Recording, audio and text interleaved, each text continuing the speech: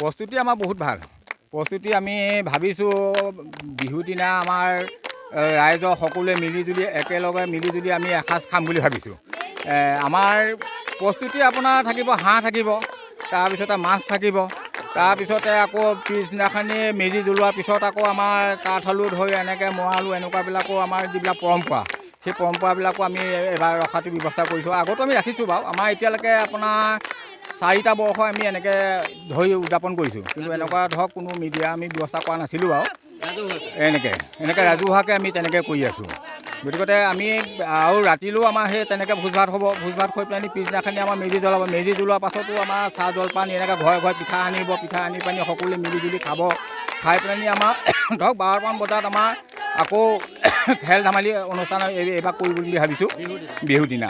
সৰু সৰু ল'ৰা ছোৱালীবিলাকৰ ধৰক যিবিলাক থাকিব, ধৰক স্কুলীয়া যিবিলাক খেল থাকে তেনেকুৱাবিলাক, আৰু বুঢ়াবিলাকৰ ধৰক মেচ পাতিম, ফুটবল খেলা এখন পাতিম, তেনেকুৱা ধৰণৰ বুঢ়া ডেকা তাত জিকিব। তাৰপিছত ইয়াত থাকিব আপোনাৰ ৰছী টনা থাকিব, ওপৰত কল উঠি পেলাই কল ওপৰৰ পৰা কল হাঁহ নমোৱা তেনেকুৱা তেনেকুৱা থাকিব। সকলো খেলেই থাকিব ইয়াত। সেই তেনেকৈ প্ৰস্তুতি আমি কৰিছোঁ দিনযোৰা কাৰ্য। নমস্কাৰ। পোনপ্ৰথমতে আমি আপোনালোকক সমগ্ৰ ভোগালী বিহুলৈ আমাৰ ধেমাগড়বাসীৰ তৰফৰ পৰা অসমবাসীক আন্তৰিক অভিনন্দন জ্ঞাপন কৰিছোঁ। লগতে আপোনালোকৰ সংবাদ মাধ্যমকো আমি অভিনন্দন জ্ঞাপন কৰিছোঁ। আমাৰ আয়োজন মানে আপোনাৰ আজি বিগত বৰ্ষবিলাকৰ দৰে বিগত বৰ্ষত আমি আজি 4-5 বছৰে আমি এই ভেলাঘৰভাগ এইদৰে নিৰ্মাণ কৰি আহিছোঁ।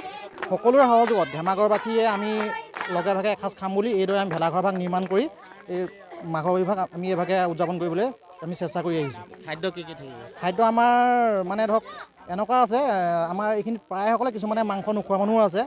তথাপিতো আমি কি হয়, যিসকলে যিভাগে খাদ্য খায় সেইভাগে আমি আয়োজন কৰোঁ। ধৰক আমাৰ হাঁহে মাহে যেনেকৈ এসাঁজ আছে কথাষাৰ, মই তেনেকৈ যিভাগে মানে যোনে খায় সেইভাগে আমি আয়োজন কৰোঁ। হয়, খুব সুন্দৰ। আমি প্ৰত্যেক ঘৰ মানুহে ভোগালী ধুনীয়াকৈ উদযাপন কৰিছোঁ। আৰু এতিয়া বৰ্তমান বহুত মানুহ ইয়াত নাই, বিশেষকৈ চিৰা পিঠা ভজাত সকলো ব্যস্ত। তাৰে দুই এগৰাকী আহি লৈ পেলাই এনেকৈ অনুষ্ঠান ভাগ উপভোগ কৰিছোঁ আপোনালোকৰ জৰিয়তে। আৰু জয়তে আপোনালোকৰ জৰিয়তে গোটেই অসমবাসীক আমি ভোগালীৰ ওলগ জনাইছোঁ।